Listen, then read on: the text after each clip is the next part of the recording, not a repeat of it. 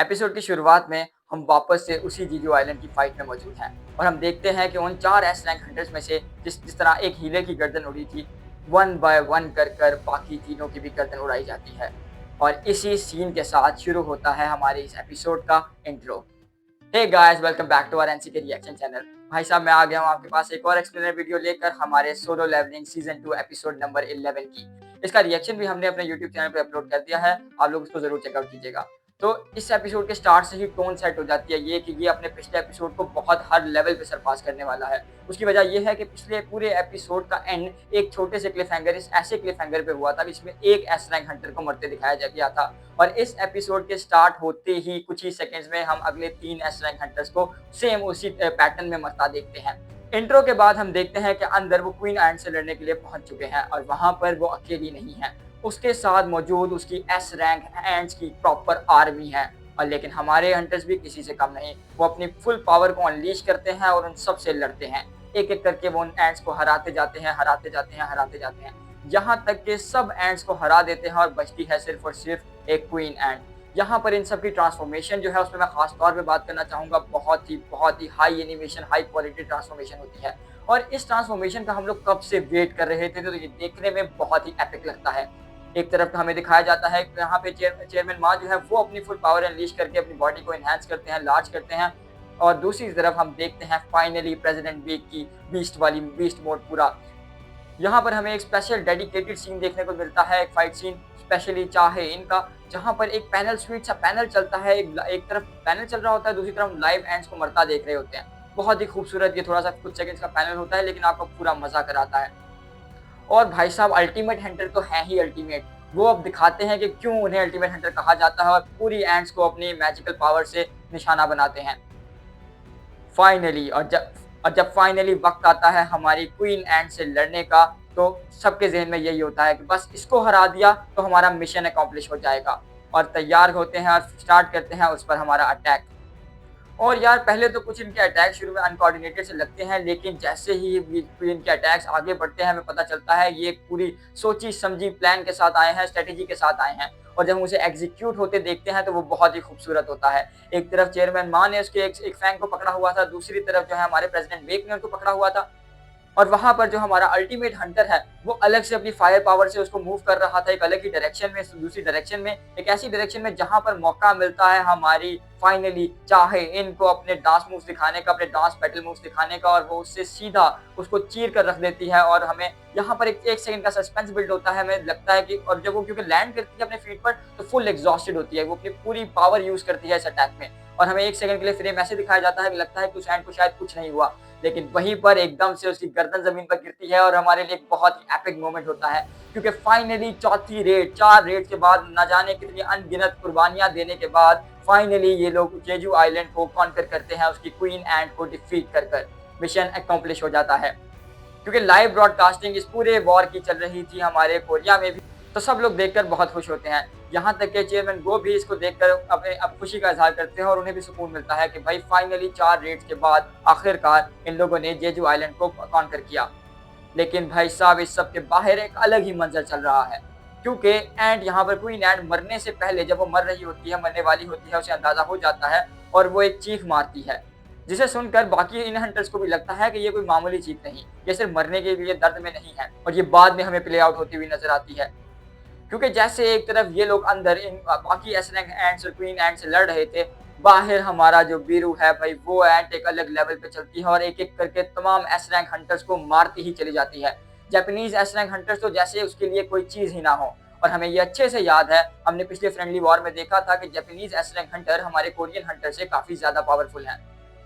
और इसके बाद हमें फाइनली वो चीख प्ले आउट होते हुए नजर आती है, जब सारी एंड्स उन S rank Japanese S rank hunters को छोड़कर मूव आउट करती हैं हमारे क्वीन के रूम की तरफ। आप लोगों को याद होगा एपिसोड के स्टार्ट में, इस पूरी वॉर के स्टार्ट में एक्चुअली जो हमारे एस रैंक हंटर हैं, जो हमारे अल्टीमेट हंटर हैं, वो एक शील्ड सी बनाते हैं, अपनी फायर शील्ड बनाते हैं स्टार्ट में माउंटेन के ऊपर, ताकि कोई भी इस गेट में एंटर ना हो सके, इस जगह पे एंटर ना हो सके, ताकि आराम से क्वीन एंट को डिफीट करें।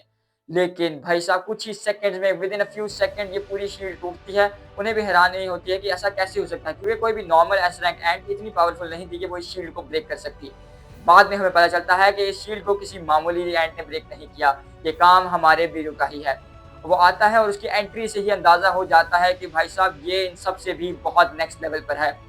उसके आते ही चेयरमैन माँ उस पर अटैक करने की कोशिश करते हैं, उसकी तरफ बढ़ने ही लगते हैं कि एकदम से उसकी पावर लेवल इतनी इंटेंस होती है कि उन्हें एहसास होता है कि उनकी बॉडी डिसइंटीग्रेट हो रही है। वो उन्हें इग्नोर करता हुआ अपनी क्वीन की तरफ जाता है। ये सब देखकर वो सब हैरान होते हैं और वो क्या करता है, अपनी क्वीन को भी खाने लगता है।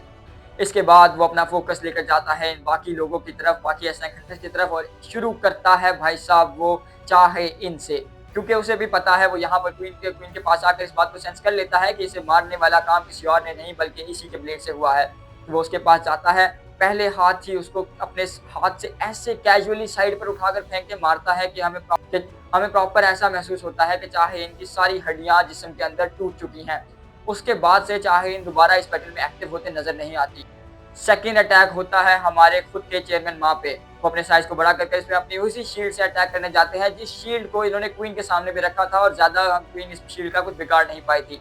लेकिन बीड़ू अपने एक ही अटैक से उस ना सिर्फ उस शील्ड को पेनिट्रेट करता है बल्कि उनके इस पूरे हाथ को ही उखाड़ फेंकता है।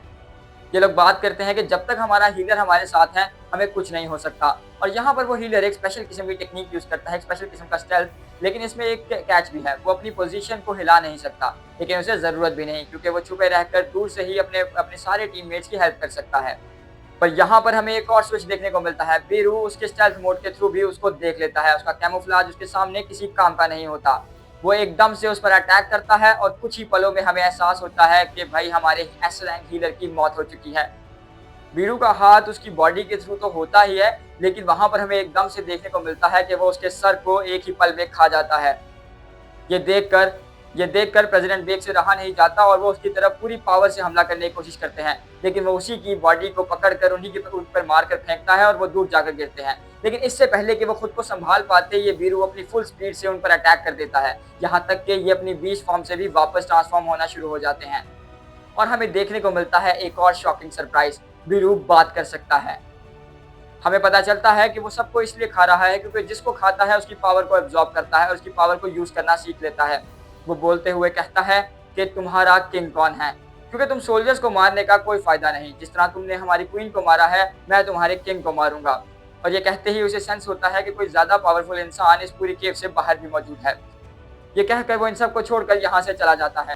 लेकिन इन सब की मुश्किलें यहाँ पर खत्म नहीं हुई, क्योंकि सामने से वो सारी एस रैंक एंट्स आती हैं अंदर जो इसके पीछे आई थी, और इन सब का उनसे सामना होता है, लेकिन इनमें से कोई भी उनसे लड़ने की कंडीशन में नहीं। वहीं दूसरी तरफ बीरू बाहर जाता है और उसे मिलता है वो एस रैंक हंटर, वो जापानीज एस रैंक हंटर जिसका पिछले एपिसोड में हमने जिन्हो के साथ बैटल देखा था, जो कि चेयरमैन गोटो है। वो अपने साथी से कहता है कि यहाँ से चले जाओ वरना तुम बीच में ही आओगे। और जैसे ही बीरू से कहता है कि क्या तुम इनके किंग हो, तो वो कहता है कि हाँ मैं ही हूँ किंग। जैसे ही वो ये कहता है, बीरू अपनी ताकत से उस पर अटैक करता है और पहली बार हम किसी हंटर को उसके अटैक को डॉज करता देखते हैं। यहाँ पर फौरन से फ्रेम स्विच होता है और हमें दिखाया जाता है कि अंदर हमारे हंटर्स की हालत बहुत खराब है।